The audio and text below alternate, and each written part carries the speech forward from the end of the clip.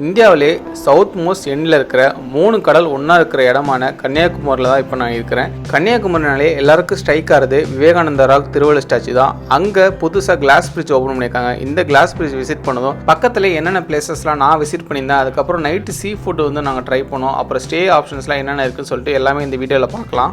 நீங்கள் அட்வான்ஸாக ட்ரெயினில் டிக்கெட் போட்டு வச்சிட்டிங்கன்னா கன்னியாகுமரிக்கு பட்ஜெட்டில் ரீச் பண்ணிடலாம். சென்னையிலேருந்து ஈவினிங் ஒரு 5:30 மணி போல் கன்னியாகுமரிக்கு டேரக்ட் ட்ரெயின் அவைலபிளாக இருக்குது. இன்கேஸ் உங்களுக்கு அந்த டைமிங் செட் ஆகலாம், நைட்டு அனந்தபுரி எக்ஸ்பிரஸ் இருக்குது, அது கொல்லம் வரைக்கும் போகும். நாகர்கோவில் இறங்கி நீங்கள் அங்கேருந்து பஸ்ஸில் ரீச் பண்ணுற மாதிரி இருக்கும். நைட்டு 7:50க்கு சென்னை எக்மோரில் கிளம்புற இந்த ட்ரெயின் நெக்ஸ்ட் டே மார்னிங் 7:30 போல் நாகர்கோவில் டவுன் ரயில்வே ஸ்டேஷனுக்கு ரீச் ஆகும். நீங்கள் அங்கேருந்து கன்னியாகுமரிக்கு வந்து பஸ்ஸில் வர மாதிரி இருக்கும். நான் கன்னியாகுமரி போகிறதுக்கு முன்னாடி நாகர்கோவில் பக்கத்தில் இருக்க சில பிளேசஸ்லாம் சுற்றி பார்த்துட்டு வந்தேன். அது என்னென்ன பிளேசஸ்லாம் போனது நம்ம நெக்ஸ்ட் வீடியோவில் பார்க்கலாம். நாகர்கோவில் வடச்சேரி பஸ் ஸ்டாண்ட்லேருந்து கன்னியாகுமரிக்கு வெளியூர் பஸ்ஸும் போகும், லோக்கல் பஸ்ஸும் போகும். கிட்டத்தட்ட ஒரு 30 to 45 மினிட்ஸில் வந்து நம்ம கன்னியாகுமரி ரீச் பண்ணிடலாம். ஸ்டே பொறுத்த வரைக்கும் 2018 வாக்கில் நான் வந்து ஒரு ஹோட்டலில் தங்கியிருந்தேன். ஸோ அதே ஹோட்டலில் வந்து இப்பயும் புக் பண்ணியிருந்தேன். இது நாங்கள் வந்து 2 பேர் வந்து ட்ராவல் பண்ணுறோம். ஸோ 2 பேருக்கு இந்த ரூம் பார்த்தீங்கன்னா 1200 சார்ஜ் பண்ணுறாங்க. ஏசி ஃபெசிலிட்டியோடு கொடுக்குறாங்க. இந்த ஹோட்டலோட நேம் ஹோட்டல் சன்ராக். இது பஸ் ஸ்டாப்புக்கும் கடற்கரைக்கும் நடந்து போகிற டிஸ்டன்ஸ் எல்லாம் லொக்கேட் இருக்குது.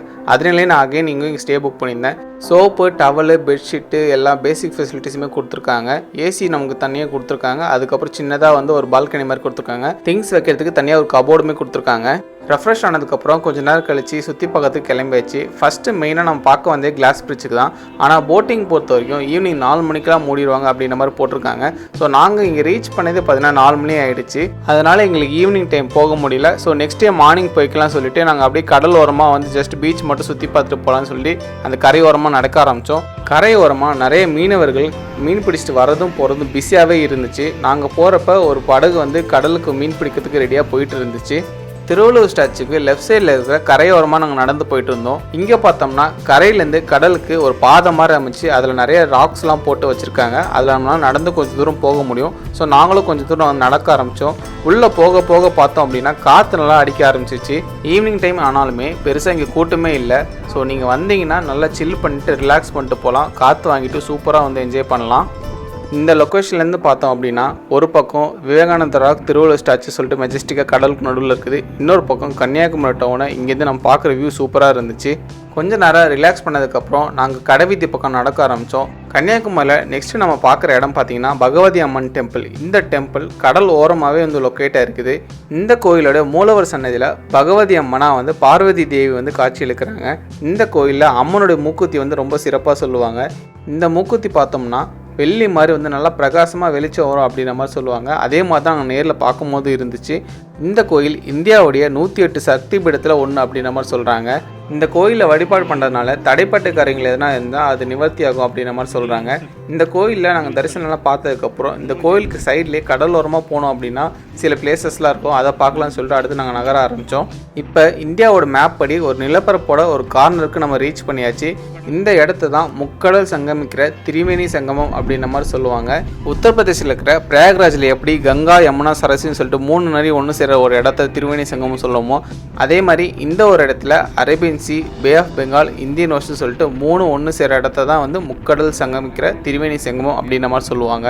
திருவள்ளுவர் ஸ்டாச்சு இருக்கிறது வந்து பே ஆஃப் பெங்கால், நமக்கு அப்படியே நேராக இருக்கிறது வந்து இந்தியன் ஓஷன். சாயந்தர நேரத்தில் ஒரு சூப்பரான சன்செட் ஆகிற இந்த கடல் பகுதி வந்து அரேபியன் சி. திரிவேணி சங்கம் பக்கத்தில் சின்னதாக ஒரு மெமோரியல் பார்க் வச்சுருக்காங்க. கன்னியாகுமரியில் வந்து சுனாமி தாக்கி நிறைய பேர் இறந்து போனாங்க.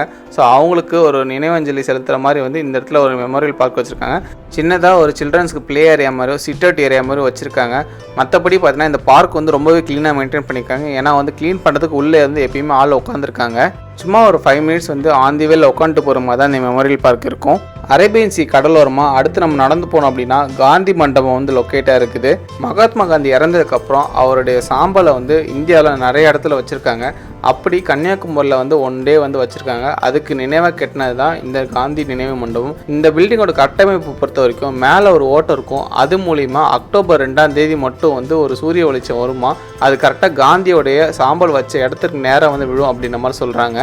ஈவினிங் ஒரு 5 மணிக்குள்ளே வந்தீங்கன்னா நீங்கள் காந்தி மண்டபம் விசிட் பண்ணிடலாம். நாங்கள் லேட்டாக போனதுனால எங்களால் உள்ளே போக முடியல. மற்றபடி இங்கே சில்ட்ரன்ஸ் ப்ளே ஏரியா உள்ள காந்தியோட நிறைய நினைவு படங்கள்லாம் வச்சுருப்பாங்க.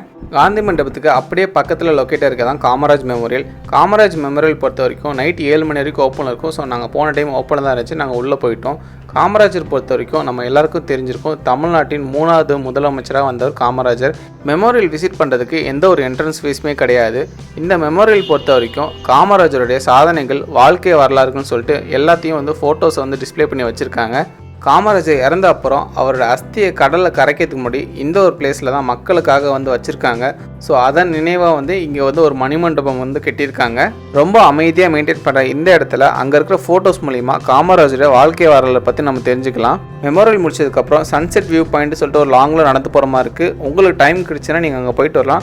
பட் நாங்கள் வந்து சன்செட் வியூ பாயிண்ட்லாம் எதுவும் போகல. மார்னிங் சன்ரைஸ் பார்த்துக்கலாம்னு சொல்லிட்டு அகைன் நாங்கள் ரிட்டர்ன் வந்த வழிக்கே போக ஆரம்பிச்சிட்டோம். கன்னியாகுமரியில் ஒரு பக்காவான ஈவினிங் டைமாக இருந்துச்சு. பீச்சு, மெமோரியல், அப்புறம் கோயிலுக்கெல்லாம் போனதெல்லாம் சேர்ந்து கடலோரமாக இருக்கிறதுனால அங்கே இருக்க சீ ஃபுட் ட்ரை பண்ண சொல்லிட்டு அங்கே இருக்க மீன் கடைக்கு போயிருந்தோம். கிட்டத்தட்ட ஒரு 10-15 கடை வந்து ரோட் சைடில் வச்சுருப்பாங்க. எல்லா கடையிலும் ஒரே மாதிரி மீன், ஒரே மாதிரி ரேட்டு தான் இருக்கும். நாங்கள் ஒரு கடையில் சூஸ் பண்ணி வந்து மீன் சாப்பிட்டோம். ரொம்பவே சூப்பராக இருந்துச்சு. உங்களுக்கு ஃபிஷ் பிடிக்கும் அப்படின்னா கண்டிப்பாக இந்த பிளேஸ் வந்து ட்ரை பண்ணி பாருங்கள். சாப்பிட்டு முடிச்சதுக்கப்புறம் அன்றைக்கி நைட்டு வந்து சீக்கிரமாகவே தூங்கியாச்சு. நெக்ஸ்ட் டே மார்னிங் சன்ரைஸ் பார்க்கணும்னு சொல்லிட்டு காலையில் ஒரு 5:30 மணி போல் சன்ரைஸ் பார்க்கலாம்னு சொல்லிட்டு கடலோரமாக கிளம்பினோம். அப்போவே இந்த போட்டிங் போகிறதுக்கு க்யூ நிற்க ஆரம்பிச்சிட்டாங்க. பட் நம்ம வந்து ஃபஸ்ட்டு சன்ரைஸ் பார்த்ததுக்கப்புறம் போட்டிங் போகலாம்னு சொல்லிட்டு சன்ரைஸ் பார்க்குற இடத்த நோக்கி நடக்க ஆரம்பிச்சாச்சு. வீடியோவோட ஸ்டார்டிங்கில் நம்ம போயிருந்த பீச் ஏரியாவில் தான் வந்து சன்ரைஸ் வந்து ஆகிற இடம். ஸோ நம்ம அந்த பிளேஸ் நோக்கி நடக்க ஆரம்பித்தோம். திருவள்ளுவர் ஸ்டாச்சு, கிளாஸ் பிரிட்ஜ்லாம் வந்து கலர் லைட்லாம் போட்டு சூப்பராக டெக்கரேட் பண்ணி வச்சுருக்காங்க. இன்னொரு சைடு பார்த்தீங்கன்னா சன்ரைஸ் வந்து ஸ்டார்ட் ஆக ஆரம்பிச்சிது. மற்ற பிளேஸஸ் விட கன்னியாகுமரியில் சன்ரைஸ் பார்க்கறதுக்கு கூட்டம் கொஞ்சம் அதிகமாகவே இருக்கும். ஸோ நாங்கள் அந்த சன்ரைஸ் பார்க்குற ஏரியாவில் ஒரு இடத்த பார்த்து உட்காந்தாச்சு. மார்னிங் டைமில் அந்த பீச்சோடைய சவுண்டை கேட்டுட்டு சன்ரைஸை பார்க்குறது ஒரு சூப்பரான எக்ஸ்பீரியன்ஸாக இருந்துச்சு. அதை நேரில் வந்து எக்ஸ்பீரியன்ஸ் பண்ணி பார்த்தா தான் ரொம்பவே சூப்பராக இருக்கும். போன முறை நான் வந்தப்போ க்ளவுட்ஸ் மறைச்சிச்சு, சன்ரைஸ் ஆனதே தெரியல. பட் இந்த முறை கொஞ்சம் பரவாயில்லாமல் இருந்துச்சு. அந்த ராக்ஸ் இருக்கிற இடத்துக்கிட்ட போயிருந்தோன்னா இன்னுமே சூப்பரான வியூ கிடச்சிருக்கும். சன்ரைஸ் சூப்பராக பார்த்துருக்கலாம்.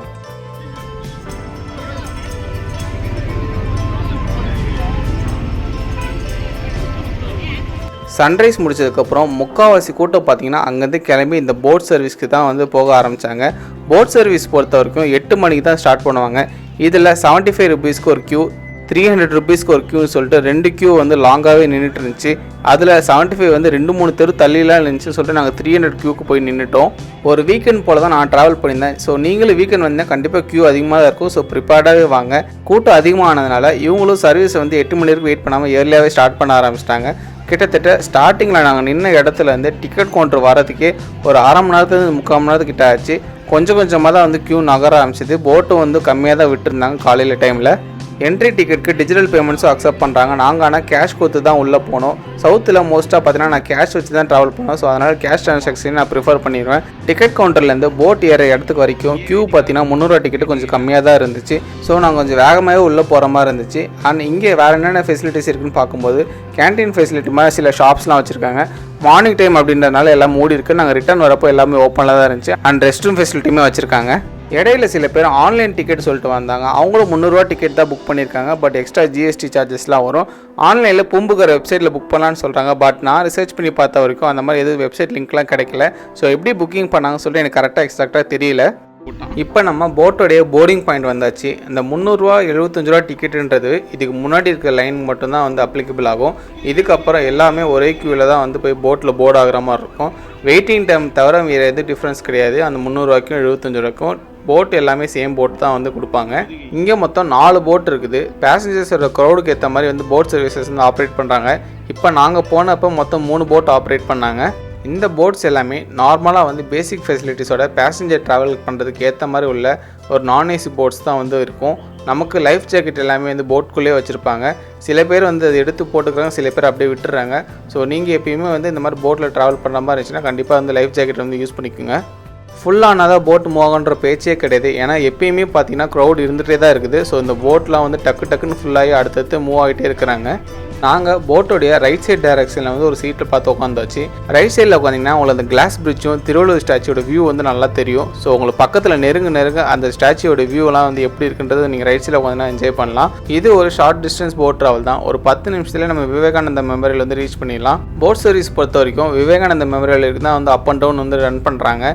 இதுக்கு முன்னாடி எப்படி ஆப்ரேட் பண்ணாங்க பார்த்தீங்கன்னா, விவேகானந்த மெமோரியல் ஃபஸ்ட்டு ட்ராப் பண்ணிடுவாங்க. அதுக்கப்புறம் அங்கேருந்து இன்னொரு போட் சர்வீஸ் எடுத்து நீங்கள் திருவள்ளுவர் ஸ்டாச்சு போய் பார்த்துட்டு வர மாதிரி இருக்கும். இப்போ கிளாஸ் பிரிட்ஜ் போட்டதுனால திருவள்ளுவர் ஸ்டாச்சு வந்து நீங்கள் கிளாஸ் பிரிட்ஜ்லேயே போய் பார்த்துட்டு அகைன் விவேகானந்த ராக்லேயே வந்து நீங்கள் வந்து ரிப்பார்ட் ஆகிற மாதிரி இருக்கும். இந்த போட்டோடைய சார்ஜ் பொறுத்த வரைக்கும் அப் அண்ட் டவுன் சேர்த்து தான் வந்து நம்ம 300 ரூபா சார்ஜ் பண்ணாங்க. நீங்கள் ரிட்டர்னுக்கு எது எக்ஸ்ட்ரா பே பண்ண தேவையில்லை. அண்ட் நீங்கள் விவேகானந்த ராக் ரீச் பண்ணதுக்கப்புறம் எக்ஸ்ட்ரா வந்து 30 ரூபீஸ் வந்து இந்த மெமோரியல் விசிட்டுக்கும் கிளாஸ் பிரிட்ஜில் போகிறதுக்கும் நீங்கள் கொடுத்து பே பண்ணுற மாதிரி இருக்கும். கேஷ் அண்ட் கூகுள் பே ரெண்டுமே அக்செப்ட் பண்ணுறாங்க. ஒன்ஸ் நீங்கள் டிக்கெட் வாங்கி என்ட்ரி போட்டு உள்ளே போனதுக்கப்புறம் ஸ்லிப்பர்ஸ் வைக்கிறதுக்கு தனியாக ஒரு கவுண்டர் வச்சுருப்பாங்க. ஸோ இந்த விவேகானந்த ராக் மெமோரியல் சரி கிளாஸ் பிரிட்ஜ் அந்த ஸ்லிப்பர்ஸ்லாம் அலௌட் கிடையாது. நீங்கள் ஃப்ரண்ட்லேயே வச்சுட்டு போகிற மாதிரி இருக்கும். இது வந்து ஃப்ரீ ஆஃப் காஸ்ட் தான். நீங்கள் வந்து கொடுத்து டோக்கன் வாங்கிக்கலாம். உங்களுக்கு ஸ்லிப்பர்ஸ் வந்து வரப்போ ரிட்டன் வாங்கிக்கலாம். நிறைய பேர் வெளியே விட்டு போகிறாங்க. அப்படி இல்லாமல் நீங்கள் இந்த கவுண்டரில் கொடுக்குறது நல்லது. சுவாமி விவேகானந்தர் இந்த பிளேஸில் உட்காந்து தியானம் பண்ணதாக அவன் நம்பப்படுது. அதுக்கப்புறம் அவர் நினைவாக வந்து ஒரு மணிமண்டபம் மாதிரி கட்டியிருக்காங்க. ஸோ அதுக்கு வந்து டூரிசம் வந்து பீப்புள் வந்து பார்க்கறதுக்கு அலோவ் பண்ணுறாங்க. அண்ட் இந்த மண்டபத்தை சுற்றி ஆல்மோஸ்ட் நிறைய இடத்துல ஒயிட் கலர் பெயிண்ட் அடிச்சிருப்பாங்க. வெயிலில் ஹீட் ஏறக்கூடாது அப்படின்றதுக்காக ஒயிட் கலரில் வந்து லைன் போட்டு வச்சுருப்பாங்க. ஸோ நம்ம அதில் நடக்கிறதுனால பெருசாக ஹீட் அப்சர்வ் ஆகாது. ஏன்னா நம்ம வெறும் ஸ்லிப்பர்ஸ் இல்லாமல் வெறும் காலில் தான் வந்து நடக்கிறோம். மண்டபத்துக்குள்ளே ஃபோட்டோஸ் எதுவும் எடுக்கக்கூடாது. அண்ட் இந்த பிளேஸ்லேருந்து மொத்தமாக ஒரு 360 டிகிரி வியூ பார்த்தீங்க அப்படின்னா ஒரு பக்கம் கடலும் இன்னொரு பக்கம் இந்த கன்னியாகுமரி டவுனோட அழகும் பார்க்கறதுக்கு ரொம்பவே சூப்பராக இருக்கும். Drinking water and rest room ஃபெசிலிட்டியுமே வந்து இங்கே அவைலபிளாக இருக்குது. விவேகானந்த ராகோடைய பேக் சைடில் சன்ரைஸ் கேலண்டர் சொல்லிட்டு ஒன்று வச்சுருக்காங்க. நிறைய வந்து ரீடிங்ஸ்லாம் போட்டு வச்சுருக்காங்க. ப்ராப்பராக நமக்கு பார்க்கறதுக்கு ஈஸியாக புரியல. பட் ஏதோ ஒரு கால்குலேஷன் மூலிமா எந்தெந்த மாதம் எந்த டைமில் வந்து சன்ரைஸ் ஆகும் சன்செட் ஆகும்னு சொல்லி கால்குலேட் பண்ணுற மாதிரி இருக்குது. இங்கேருந்து பார்க்குறப்ப அந்த கடல் நீரோடைய கலர் வித்தியாசம் வந்து பார்க்கறது நல்லா தெரியும். ஒன்று டார்க்காகவும் ஒன்று லைட்டாகவும் வந்து வித்தியாசமாக தெரியும். விவேகானந்தர் ராக்லேருந்து திருவள்ளுவர் ஸ்டாச்சுக்கு இணைப்பாக போட்டிருக்க அந்த கிளாஸ் பிரிட்ஜில் தான் நெக்ஸ்ட் நம்ம போக போகிறோம். இந்த மொத்த ஏரியாவுமே நல்லா நீட்டாகவே மெயின்டைன் பண்ணி வச்சுருக்காங்க. சைடில் ரெட் கார்பெட் மாதிரி வந்து போட்டு வச்சுருக்காங்க. அதுக்கு நடுவில் வந்து அந்த கிளாஸ் வந்து வச்சுருக்காங்க. ஒரு எக்ஸைட்மெண்ட்டோட அந்த கிளாஸ் பிரிட்ஜ்குள்ளே நடக்க ஆரம்பிச்சாச்சு. கிளாஸ் பிரிட்ஜ் கீழே அந்த கடல் நீரை வந்து ஆர்ப்பரிச்சு கொட்டுறதை நம்மளால் நல்லா வந்து கிளியராக பார்க்க முடியும். இந்த கிளாஸ் இருக்க ஏரியா பக்கத்தில் உட்காரவோ குதிக்கவோ கூடாது. ஸ்ட்ரிக்டாக அங்கே வந்து மானிட்டர் பண்ணிட்டு இருக்காங்க. ஜஸ்ட் நம்ம கேஷுவலாக நடந்து போயிட்டு இருக்கலாம், ஃபோட்டோஸ் எடுக்கலாம். லான்ச் பண்ணி கிட்டத்தட்ட ஒரு 4-5 மாதம் கழிச்சு தான் வந்து நான் இந்த பிரிட்ஜ் விசிட் பண்ணியிருந்தேன். சில இடங்களில் தண்ணி வந்து கிளியராக பார்க்கறதுக்கு நல்லாவே தெரியும். சில இடங்களில் கொஞ்சம் உப்பு படிஞ்ச மாதிரி இருக்கும். கடல் காற்று இருக்கும் போது வந்து சில இடத்துல அந்த மாதிரி தான் இருக்க தான் செய்யும். வேறு எதுவுமே பண்ண முடியாது. பட் நாளடைவில் இது எப்படி மெயின்டைன் பண்ணுறாங்க அப்படின்றது தான் முக்கியம். ஒரு ஹைட்டான பிளேஸில் கீழே கடல் நீரை வச்சுட்டு கிளாஸில் நடந்து போகிறது ஒரு த்ரில்லிங்கான எக்ஸ்பீரியன்ஸாக தான் இருந்துச்சு. கிளாஸ் பிரிட்ஜ் வழியாக நம்ம ரீச் பண்ணுறது தான் திருவள்ளுவர் ஸ்டாச்சு. இந்த திருவள்ளுவர் ஸ்டாச்சுவை ஸ்டாச்சு ஆஃப் விஸ்டம் அப்படின்ற மாதிரி சொல்லுவாங்க. நாங்கள் போனப்போ சுற்றிலும் கொஞ்சம் மெயின்டெனன்ஸ் ஒர்க் நடந்து தான் இருந்துச்சு. ஜனவரி 1, 2000 வருஷத்தில் இந்த திருவள்ளுவர் ஸ்டாச்சுவை வந்து இனாகரேட் பண்ணியிருக்காங்க. கடல் தண்ணி சூழ கட்டப்பட்டுள்ள ஒரு பெரிய இன்ஜினியரிங் மார்வல்னே சொல்லலாம். ஒரு 3 ஃப்ளோர் கிட்டே நம்ம ஸ்டெப்ஸ் வழியாக நடந்து தான் மேலே ரீச் பண்ணுற மாதிரி இருக்கும். திருக்குறளில் 133 அதிகாரங்கள் இருக்கிற மாதிரி இந்த சிலையோட ஹைட்டும் 133 அடிக்கு வந்து செஞ்சுருக்காங்க. அதிகாரத்துக்கு 10 குறள்ன்ற மாதிரி 1330 குறளும் இந்த திருவள்ளுவர் ஸ்டாச்சு இருக்கிற மண்டபத்தில் வந்து எழுதி வச்சுருக்காங்க. 3 கடல் சங்கமிக்கிற இடத்தையும் இந்த கன்னியாகுமரி டவுனையும் திருவள்ளுவர் ஸ்டாச்சுலேருந்து பார்க்கறதுக்கு ரொம்பவே சூப்பராக தெரிஞ்சுது. என்ன ஒன்று, திருவள்ளுவர் ஸ்டாச்சு இருக்கிற காலடி கிட்டே யாரும் உட்காரக்கூடாதுன்னு சொல்லியிருக்காங்க. பட் எல்லாருமே அங்கே தான் உட்காந்து ஃபோட்டோஸ் எடுத்துருக்காங்க. அதை கொஞ்சம் யாராவது மானிட்டர் பண்ணியிருந்தாங்கன்னா கொஞ்சம் நீட்டாகவே இருக்கும் ஸ்டாச்சுலாம் பார்க்குறதுக்கு. த்ரில்லிங்கான எக்ஸ்பீரியன்ஸோட இந்த கிளாஸ் பிரிட்ஜை கிராஸ் பண்ணிவிட்டு ஃபோட்டோஸ் அண்ட் வீடியோஸ் எடுத்துகிட்டு நம்ம இங்கேருந்து கிளம்புறதுக்கு ரெடி ஆகியாச்சு. ரிட்டன் நம்ம போகிறப்ப பெருசாக க்ரௌட் எதுவுமே இல்லை. ஒரு 10 நிமிஷம் வெயிட் பண்ணாலே நம்ம போட் ஏறி ரிட்டன் போகிற மாதிரி தான் இருந்துச்சு. இங்கே இருக்க ஆஃபீஸில் எத்தனை மணிக்கு சன்ரைஸ் ஆகும் எத்தனை மணிக்கு சன்செட் ஆகும்னு சொல்லி பார்க்கறதுக்கு தனித்தனி கிளாக்ஸ் வச்சுருக்காங்க. டெய்லியும் வந்து டைமுக்கு ஏற்ற மாதிரி மாற்றுவாங்க அப்படின்னு நினைக்கிறேன். Vivekananda rock, Thiruvalluvar statue, glass பிரிட்ஜ்லாம் பார்த்து முடிச்சுட்டு நீங்கள் ரிட்டன் வரதுக்கு கிட்டத்தட்ட ஒரு 1 மணி நேரத்துக்கிட்ட ஆகிடும். நாங்கள் ரிட்டன் வந்தப்போ இந்த போட்டில் ஏறுறதுக்கு பார்த்தீங்கன்னாலே ரொம்ப க்யூ அதிகமாகவே இருந்துச்சு. ஸோ நல்ல வேலை நாங்கள் வந்து ஃபஸ்ட்டு இயர்லியாகவே போயிட்டு வந்துட்டோம். ஈவினிங் டைமில் இங்கே லைட் அண்ட் சவுண்ட் ஷோ போடுவாங்க அப்படின்னு மாதிரி போட்டிருக்காங்க. தெரிஞ்சுதான் நாங்கள் முன்னாடி நாள் ஈவினிங்கே வந்து பார்த்துருப்போம். ஸோ நீங்கள் போனீங்கன்னா ட்ரை பண்ணி பாருங்கள். போட்டிங்லாம் முடிச்சுட்டு வெளியே வந்தோம் அப்படின்னா க்யூ பார்த்தீங்கன்னா ரொம்ப பெருசாகவே இருந்துச்சு. 75 ரூபா லைன்லாம் பார்க்கறதுக்கு ஒரு 3-4 தெரு தள்ளி இருக்குது அப்படின்ற மாதிரி சொன்னாங்க. லைன் எங்கள் விசிபிலிட்டி பார்க்குறதுக்கு ரொம்ப தூரம் போயிட்டே இருந்துச்சு. கன்னியாகுமரி டவுனுக்குள்ளே பார்க்க வேண்டிய இடங்கள்லாம் சிலது பார்த்து நெக்ஸ்ட்டு வந்து நம்ம செக் அவுட் பண்ணி கிளம்ப வேண்டிய நேரம் வந்தாச்சு. நெக்ஸ்ட்டு நாகர்கோவில் பக்கத்தில் இருக்க சில டூரிஸ்ட் பிளேசஸ்லாம் வந்து நான் விசிட் பண்ணியிருந்தேன். அதை நெக்ஸ்ட் வீடியோவில் நம்ம பார்க்கலாம். நீங்கள் இன்னும் நம்ம சேனல் சப்ஸ்கிரைப் பண்ணலாம், மறக்காமல் சப்ஸ்கிரைப் பண்ணிவிடுங்க.